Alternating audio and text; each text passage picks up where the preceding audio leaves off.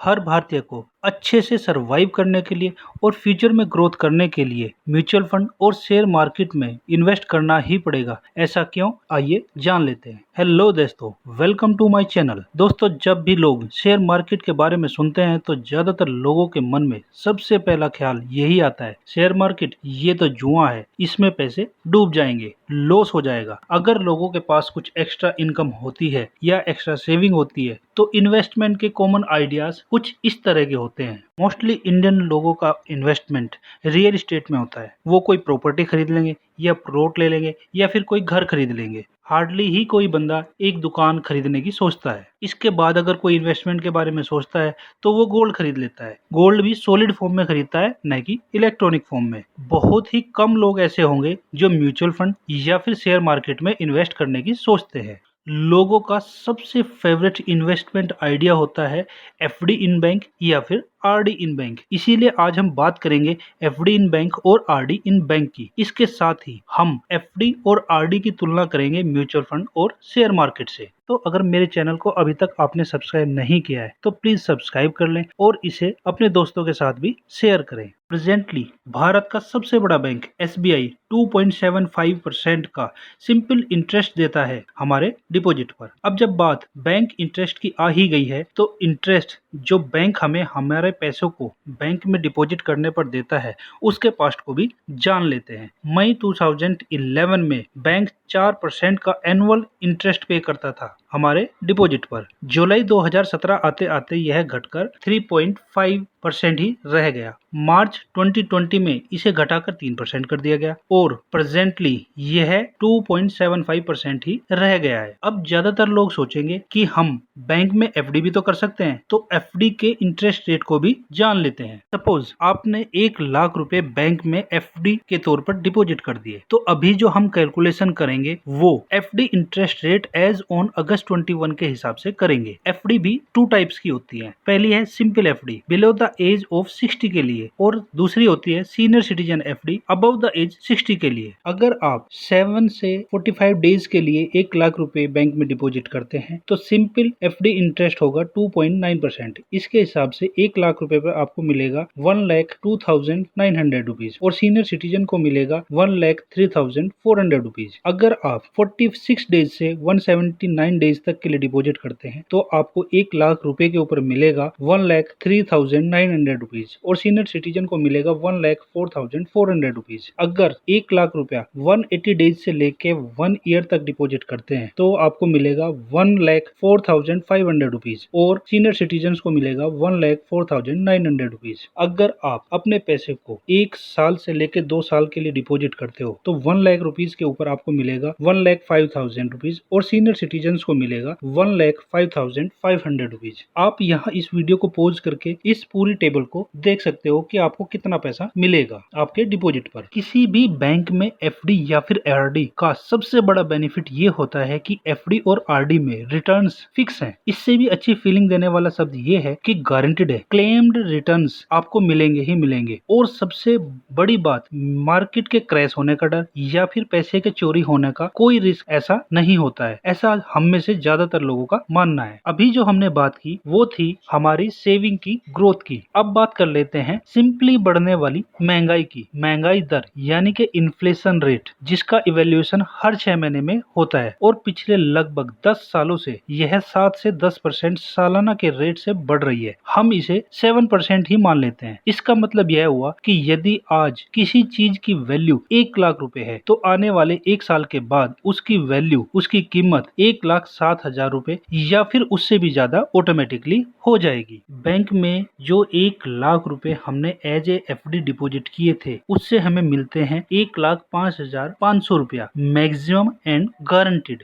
मगर इन्फ्लेशन की वजह से किसी भी आइटम की कीमत 1 साल बाद बढ़ के हो जाती है 1,07,000 रुपए या फिर इससे भी ज्यादा। इसका मतलब यह हुआ कि आज के टाइम में हम बैंक में फिक्स्ड डिपॉजिट करके महंगाई दर का सामना यानी कि इन्फ्लेशन का सामना नहीं कर पाएंगे। फ्यूचर ग्रोथ को तो आप भूल ही जाइए। या फिर इसे हम ऐसे भी कह सकते हैं, अगर आप बैंक के भरोसे अमीर बनने का सपना देख रहे हो तो रियलिटी में आप अमीर तो नहीं बनोगे, मगर कुछ सालों में गरीब जरूर बन जाओगे। अब क्वेश्चन उठता है कैसे, तो आइए इसे भी जान लेते हैं। कुछ साल पहले मेरे एक दोस्त सैम का मेरे पास फोन आता है। उसे कुछ पैसे की रिक्वायरमेंट थी। उसने मुझे बताया कि वह अपनी सिटी के पास आउटर एरिया में एक जमीन यानी कि प्लॉट खरीदना चाहता है। अब क्योंकि सिटी ऑलरेडी काफी डेवलप्ड और महंगा हो चुका था, तो मेरे दोस्त को आउटर सिटी में ग्रोथ की ज्यादा अपॉर्चुनिटी दिखाई दी और उसने एक प्लॉट को 20 लाख रुपए में फाइनल कर दिया। अभी 20 लाख रुपए को अरेंज करने के लिए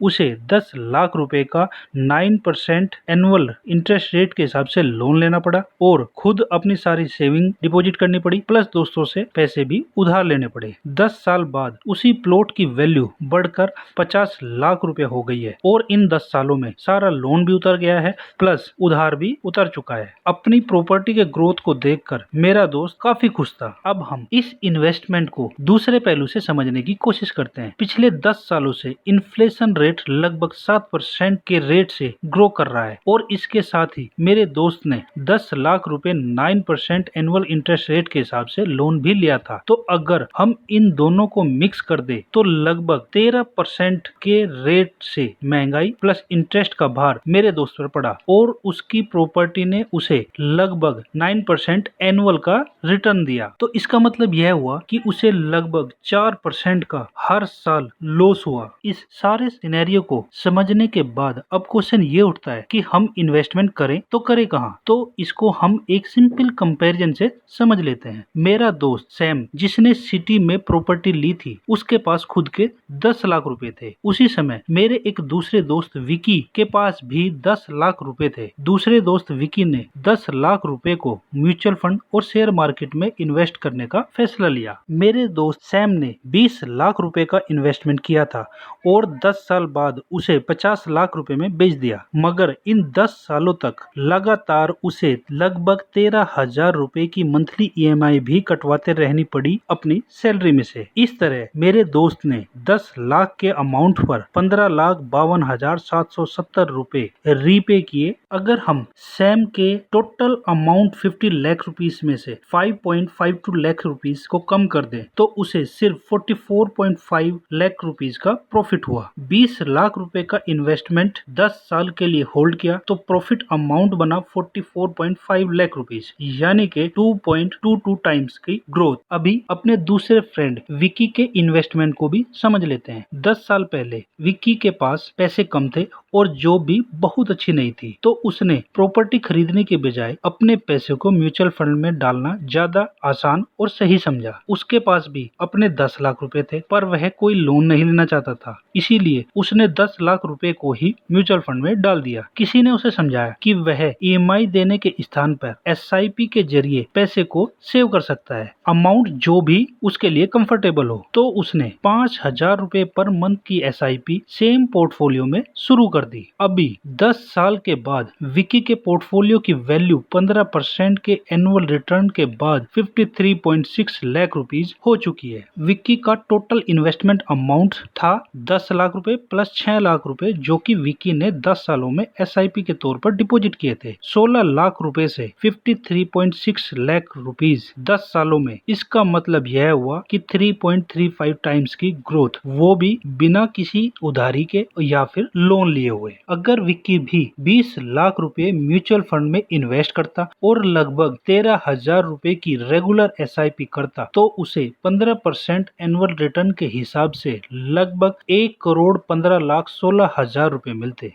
यही बड़ा डिफरेंस है बैंक फिक्स्ड डिपॉजिट में, प्रॉपर्टी इन्वेस्टमेंट में और म्यूचुअल फंड के इन्वेस्टमेंट में। सभी म्यूचुअल फंड्स अपने कॉर्पस अमाउंट को शेयर मार्केट में ही इन्वेस्ट करते हैं और आप देखोगे कि ज्यादातर म्यूचुअल फंड्स एटलीस्ट 15 to 18% का एनुअल रिटर्न लॉन्ग टर्म में दे ही देते हैं। जब हम म्यूचुअल फंड के बारे में रिसर्च करके देखते हैं तो हम पाते हैं कि बहुत सारे mutual funds more than 25 to 30% का रिटर्न कमीशन भी दे रहे हैं। हम सब भी खुद शेयर मार्केट में अपने आप डायरेक्टली इन्वेस्ट कर सकते हैं और बहुत अच्छा प्रॉफिट कमा सकते हैं। पर जो लोग खुद रिस्क नहीं लेना चाहते और थोड़ा सेफ इन्वेस्टमेंट करना चाहते हैं तो म्यूचुअल फंड इसके लिए सबसे बेस्ट ऑप्शन है। प्रेजेंट टाइम में इंडिया में कोई प्रॉपर्टी खरीदना, कोई प्लॉट या फिर घर खरीदना बड़ा ही आसान है, बट उसे बेचना उतना ही मुश्किल है। कुछ महीने पहले मैं अपने एक दोस्त के साथ एक प्रॉपर्टी डीलर के पास गया। मेरे दोस्त को अपना एक प्लॉट सेल करना था। हम प्रॉपर्टी डीलर के पास गए और हमने उसे कहा कि हमें इस कॉलोनी में एक प्लॉट खरीदना है। हमने उसे नहीं बताया कि हमें प्लॉट बेचना है, तो उसने हमें वहाँ चल रहे करंट प्रॉपर्टी रेट 30,000 पर स्क्वायर मीटर बताए। काफी बातें होती रही, रेट को लेकर बार्गेनिंग भी हुई। कहने लगा प्रॉपर्टी के रेट बहुत हाई है, कोई प्लॉट बेचता ही नहीं है और बायर बहुत सारे हैं। कॉलोनी ऑलरेडी डेवलप हो चुकी है और इससे कम रेट में कोई आपको प्लॉट दिला ही नहीं सकता और ना ही कोई प्लॉट इससे कम रेट में सेल करेगा। फिर हमने उसे बताया कि अगर ऐसी बात है तो हम एक प्लॉट को सेल करना चाहते हैं। तो डीलर की बातें तुरंत बदल गई और कहने लगा 25,000 रुपए स्क्वायर मीटर से ज्यादा के रेट आपको नहीं मिलेंगे, कोई बायर नहीं है। रियलिटी में प्रॉपर्टी की बाई और सेल में एक बहुत बड़ा कमीशन प्रॉपर्टी डीलर्स का होता है, जो वह कभी हमें बताता ही नहीं है। आज तक भी मेरे दोस्त का प्लॉट सेल नहीं हुआ है, पर अगर इसकी जगह उसके पास किसी कंपनी के शेयर होते या फिर म्यूचुअल फंड होता तो उस दिन के करंट मार्केट प्राइस पर वह उसे सेल कर सकता था और सेम डे उसका सारा पैसा उसके अकाउंट में ऑटोमेटिकली डिपॉजिट हो जाता। इस सारे डिस्कशन के बाद हम ये समझ सकते हैं कि सबसे ज्यादा प्रॉफिट या फिर इन्वेस्टमेंट ग्रोथ शेयर मार्केट में डायरेक्टली इन्वेस्ट करके होता है। इसके बाद safe and tension free investment होता है म्यूचुअल फंड में। प्रॉपर्टी या फिर प्लॉट में इन्वेस्टमेंट भी सेफ है और अच्छी ग्रोथ देने वाला है, बट इसमें आपको एक बहुत बड़े अमाउंट को एक साथ इन्वेस्ट करना पड़ता है, जो सब लोगों के बस की नहीं होता है। इसके अलावा लोन और ईएमआई का भी लफड़ा रहता है और आपकी सारी सेविंग भी आपके पास से चली जाती है। बैंक डिपॉजिट के भरोसे तो आप ग्रोथ को भूल ही जाइए। हाँ, ये श्योर है कि बैंक आपको भूखा नहीं मरने देगा और आपका पैसा भी सेफ रहेगा। इसीलिए हमें don't put your all egg in one basket के सिद्धांत को फॉलो करते हुए सिर्फ अपने इमरजेंसी फंड को ही बैंक में डिपॉजिट करना चाहिए। बाकी फंड को डाइवर्सिफाई करते हुए इन्वेस्ट करना चाहिए। For example 20% in bank deposit, 20% in mutual fund, 30% directly in share market और 30% को प्रॉपर्टी में इन्वेस्ट करना चाहिए। तो गाइस, इस वीडियो में जिन बातों को हमने डिस्कस किया है उससे आप समझ गए होंगे कि एवरी इंडियंस को फ्यूचर में ग्रो करने के लिए शेयर मार्केट में या फिर म्यूचुअल फंड में इन्वेस्ट करना ही पड़ेगा। आप म्यूचुअल फंड में अपने पैसे को इन्वेस्ट करके इजीली फाइनेंशियल फ्रीडम को अचीव कर सकते हैं। नेक्स्ट वीडियो में हम डिस्कशन करेंगे कि कैसे हम म्यूचुअल फंड में और शेयर मार्केट में अपने पैसे को इन्वेस्ट कर सकते हैं। सो गाइज, प्लीज मेरे चैनल को सब्सक्राइब कर लीजिए और अपने फ्रेंड्स के साथ भी शेयर कीजिए। Thanks for watching this video.